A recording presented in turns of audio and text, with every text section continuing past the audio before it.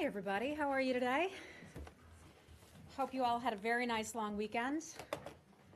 I've discovered something incredible about working for the federal government. The last time I had Columbus Day off, I think I was in junior high school, so way to go working for the federal government. A couple of things I want to start off with today. First, I'd like to welcome a group of students we have in the back of the room. They're visiting from Tampa, Florida. They're with St. John's Episcopal School, so welcome to Washington and welcome to the State Department. And I look forward to chatting with you a little bit after the briefing today. So the reporters know the drill. That always means behave when we have students in the room. Okay. I thought we were supposed to behave all the time. We have some other guests here as well, and I would like to welcome the director of the National Counterterrorism Center, Nick Rasmussen, is here. Like me, he's from Wisconsin. My mother's maiden name, his name as well. So welcome, sir. It's nice to have you here. Director Rasmussen leads the U.S. government's efforts to analyze, understand, and respond to foreign terrorist threats here in the United States and around the world. Director Rasmussen was sworn in as the director of the NCTC in 2014, and today will provide some additional background on Hezbollah's worldwide terror activities. I'm also going to welcome and introduce you to our new ambassador, Nathan Sales. He's the State Department's coordinator for counterterrorism. He's right over here to my right. He joined the department in August. Ambassador Sales develops and implements counterterrorism strategies and policies and leads the department in a whole-of-government effort to counter terrorism abroad. And today he will outline U.S. efforts to counter Hezbollah's worldwide terror activities. We'll start with Director Rasmussen. The podium is yours, sir. And then when we wrap up, they'll take a few of your questions. I'll just do a little moderation, and then I'll take your general questions after that. Great. Thank you for that introduction, Heather. And as Heather suggested, my role today is to provide you with some background on the activity we've seen from Hezbollah, both globally, but also here in the homeland. And I'm doing that in order to provide some context about the group's operations worldwide. And this background that I'll be discussing with you points to three recurring themes. First, Hezbollah's use of terrorism across the globe, which has persisted for several decades. Second, the group's continued effort to advance terrorism acts worldwide. And third, the fact that the organization is, in fact, focused on U.S. interests, including here in the homeland, and that is part of the reason why we are here today. Lebanese Hezbollah has repeatedly demonstrated for the world its true character. It is an organization that relies on terrorism, as well as other forms of violence and coercion, to achieve its goals. And this takes place in spite of the group's attempts to portray itself as a legitimate political party. And prior to September 11th, I think everybody knows, Hezbollah was responsible for the terrorism-related deaths of more U.S. citizens than any other foreign terrorist organization. Now, for many Americans, their introduction to the threat posed by this group came after Hezbollah's attack on the U.S. Embassy in Beirut in April of 1983. And that horrific attack killed 63 and wounded an additional 120 individuals. And it was followed by an even more deadly attack on our Marine barracks in October of 1983, which killed 241 Americans and wounded an additional 128 Americans. So Hezbollah's penchant for violence has not changed over the last 3 decades. We've seen time and time again with its International Terrorism Unit, the External Security Organization, also known as the IJO, the Islamic Jihad Organization, and Unit 910, that its deployment of operatives to nearly every corner of the globe continues to engage in terrorism-related activity. Now, in 2012, the group carried out a bomb attack in Bulgaria that killed 5 Israeli tourists and 1 Bulgarian national. And a number of Hezbollah operatives have been caught laying the groundwork for attacks in places like Azerbaijan, in Egypt, in Thailand, in Cyprus, and in Peru. And there are other instances of Hezbollah-related arrests and disruptions around the world that are at this point unpublicized and remain classified. But all of this together shows us that the group seeks to develop and maintain a global capability to carry out acts of terror. And I can assure you that the conversation today would be much different had some of these disrupted plots actually succeeded. Casualty counts would be higher, and many innocent lives would have been forever altered. The group is also known to focus on areas populated by tourists, almost guaranteeing that with their attacks, innocent civilians will be victims. Now, with respect to the homeland here in the United States, let me say this. While much of our work in the government since 9/11 has focused on al-Qaeda and more recently on ISIS, in the 20 years since Hezbollah's designation as a foreign terrorist organization, we have never taken our focus off of Hezbollah and on the threat it represents to the homeland. And while I'm not here today to speak publicly about any specific or credible or imminent threat to the homeland, we in the intelligence community do in fact see continued activity on behalf of Hezbollah here inside the homeland. And as you would expect, as the American people would expect, we are watching very closely for additional signs of that activity here in the homeland. In June, as I'm sure most of you are aware, according to published criminal complaints, 2 individuals conducting activities on behalf of Hezbollah were arrested here inside the United States. And those arrests serve as a stark reminder of Hezbollah's global attack infrastructure, as well as the group's aspirations, potentially, to carry out attacks here in the homeland. It's our assessment that Hezbollah is determined to give itself a potential homeland option as a critical component of its terrorism playbook. And that is something that those of us in the counterterrorism community take very, very seriously. With all of the focus on ISIS and al-Qaeda, I can assure you that those of us who have focused on terrorism for the entire period since 9/11 have never taken our eye off of the Hezbollah threat. We have and will continue to monitor closely Hezbollah activity around the world and work aggressively to disrupt any instances of Hezbollah operating within our borders. I'd also like to point out that Hezbollah has not limited its use of terrorism to venues outside of Lebanon. The group, though it claims to be defenders of Lebanon, has repeatedly turned its weapons on the people of Lebanon or otherwise coerced them to advance Hezbollah's goals. There are countless examples of that I could point to include those being investigated by the Special Tribunal for Lebanon. But I'll just take a quick moment to highlight a few of the most egregious acts. In 2016, Hezbollah detonated a bomb outside the BLOM bank in Beirut. Going back to 2012, the group killed the head of Lebanon's Internal Security Forces intelligence branch. In 2008, Hezbollah took over parts of Beirut, killing at least 84 Lebanese citizens and wounding at least another 199 after the Lebanese government attempted to exercise greater oversight into the group's communications infrastructure. And of course, in 2005, it was Hezbollah operatives who assassinated former Lebanese Prime Minister Rafiq Hariri in a massive car bombing in downtown Beirut. In addition to all of this terrorism-related activity around the globe, Hezbollah continues to devote significant resources to expanding its conventional arsenal in Lebanon, including the procurement of advanced rocket and missile capabilities and even indigenous weapons production facilities. This has resulted in a broadening of the threat to the Eastern Mediterranean and the Arabian Peninsula regions, and it's in violation of the 1989 TAIF agreement, as well as UN Security Council resolutions 1559 and 1701, both of which call for the disarmament of all Lebanese militias. This weapons buildup by Hezbollah, has perpetuated conflict and violence across the Middle East as their operatives deploy to places like Iraq and to Yemen, where they provide weapons, tactics, and direction to Shia militant and terrorist groups.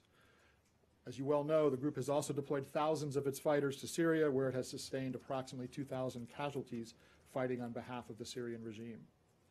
So as part of our continued effort to counter the threat of Hezbollah, we're going to continue to work aggressively with our foreign, U.S., state, and local partners to share information that we have that would allow us to detect and disrupt the threat that the group poses to the U.S. and our interests around the world. Now, this information sharing and intelligence cooperation will remain a critical component of our response to what Hezbollah is doing around the globe. And to close, I will just say that the intelligence community remains focused on doing whatever we can to disrupt the work of foreign terrorist organizations around the globe, and most certainly here in the homeland. And the work I've talked about today to counter Hezbollah is a very big part of that effort. And in that regard, our work related to Hezbollah is every bit as much of a priority as our work against al-Qaeda and ISIS. That aggressive intelligence and law enforcement work goes on around the globe and around the country every day. And I will stop there and turn things over to Ambassador Sales.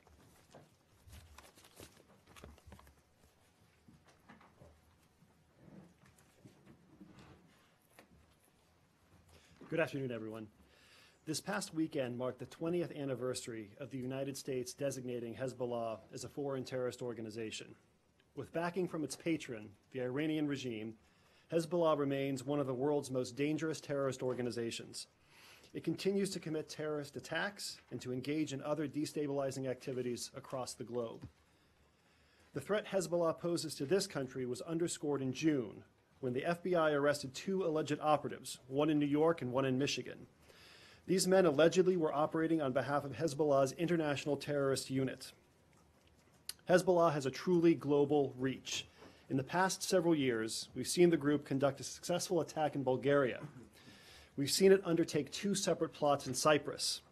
We've seen it develop large caches of weapons in Kuwait and Nigeria, and we've seen it send terrorist operatives to Peru and Thailand. These examples can leave no doubt about Hezbollah's true nature and intentions. it continues to build its worldwide terrorist infrastructure to lay the groundwork for future attacks. Countering Hezbollah is a top priority for the Trump administration. Today, I am announcing rewards for 2 senior Hezbollah leaders under the State Department's Rewards for Justice program. First, the department is offering a reward of up to $7 million for information that leads to the location, arrest, or conviction in any country of Talal Hamia. Hamia has been linked to several terrorist attacks, hijackings, and kidnappings targeting U.S. citizens. Hamia leads Hezbollah's international terrorist unit, the so-called External Security Organization, which is responsible for planning and conducting terrorist attacks outside of Lebanon. These attacks have targeted primarily Americans and Israelis. We're also offering a reward of up to $5 million for information that leads to the location, arrest, or conviction in any country of Fuad Shukr. Shukr is a senior military commander of Hezbollah's forces in Lebanon. He's also a member of the Jihad Council, Hezbollah's highest military body. Shukr plays a key role in Hezbollah's military operations in Syria, and he helped plan and launch the 1983 attack on the U.S. Marine Corps barracks in Beirut that killed 241 of our Marines. Let me be clear. These are the first Hezbollah-related rewards under the Rewards for Justice program in a decade. Today's announcement is just one part of our effort to counter Hezbollah's terrorist activities.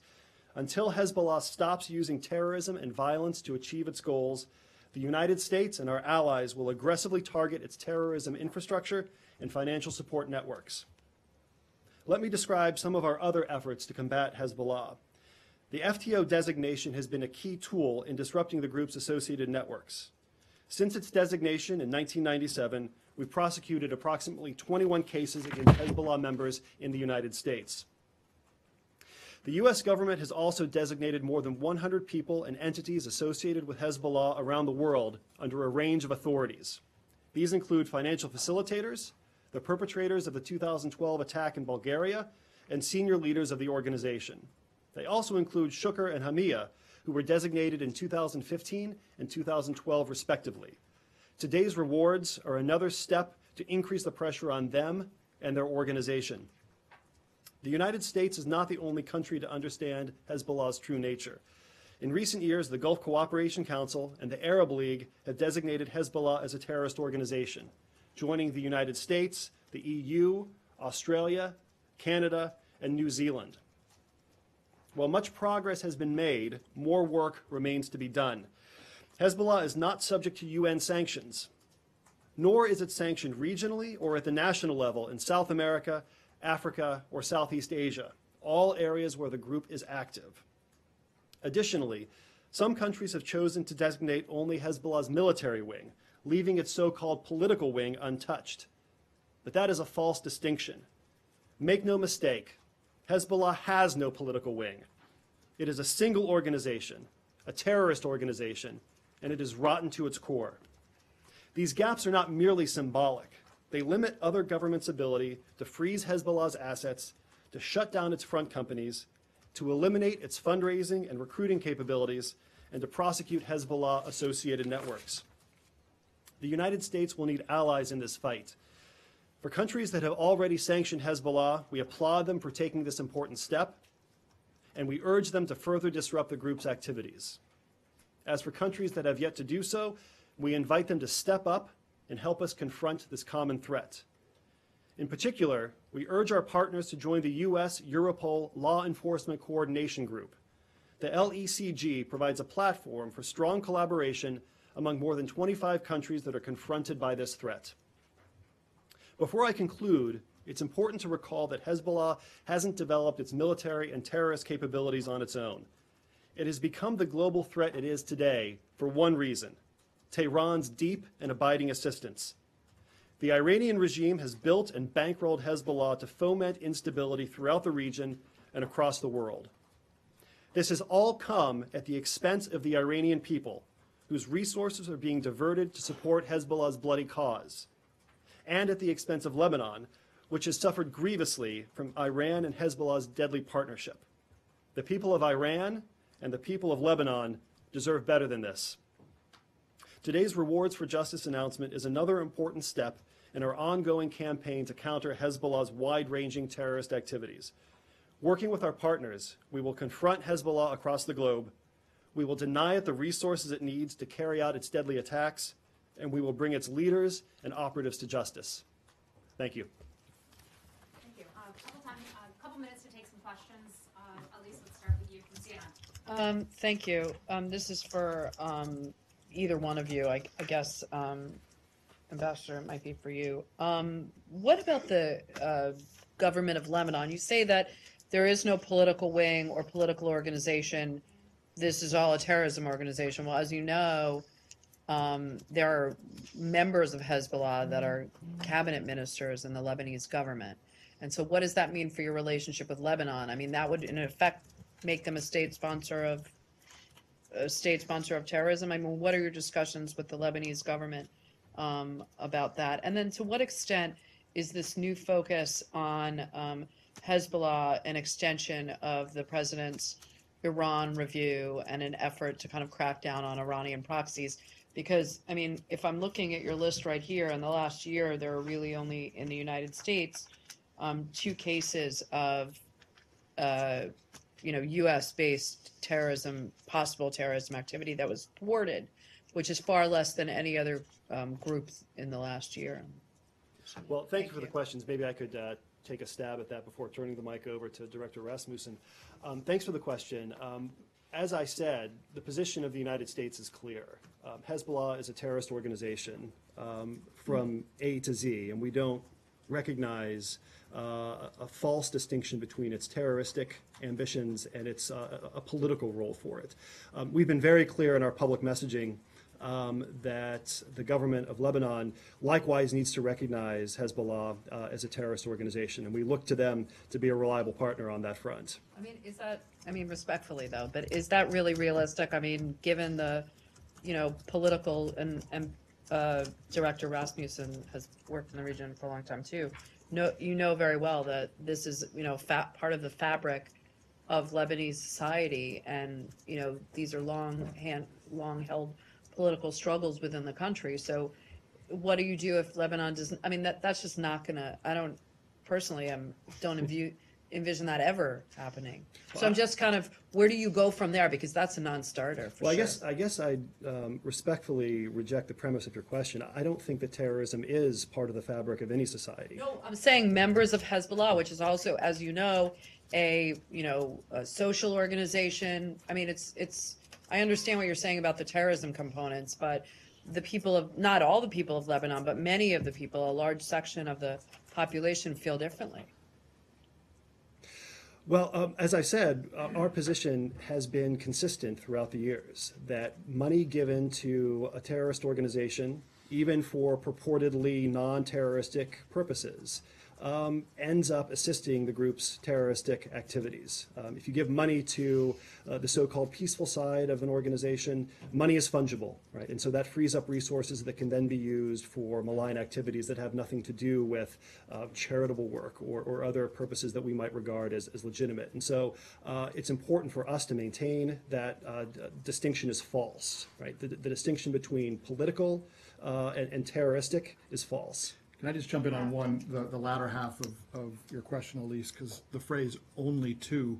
No, you know what I'm saying. No, I know what you're saying, but from our perspective, the idea that we would have information uncovered in the course of legitimate law enforcement investigations that indicate that there are Hezbollah-linked individuals here in the United States operating for terrorism-related purposes, that's unacceptable, and we are going to pursue whatever means we have at our disposal to make sure that activity is identified, disrupted, and stopped. That would be true if the group were the Shining Path in Peru. That would be true if the group were ISIS or Al Qaeda, and we are working aggressively against those targets as well. I guess the question was just, then I'll pass it over. But I guess the question was just that, what is the kind of recent decision to focus on Hezbollah's? Well, from a law enforcement and intelligence perspective, it's not a timing question. When those issues present themselves, we go after them aggressively with all the tools at our disposal.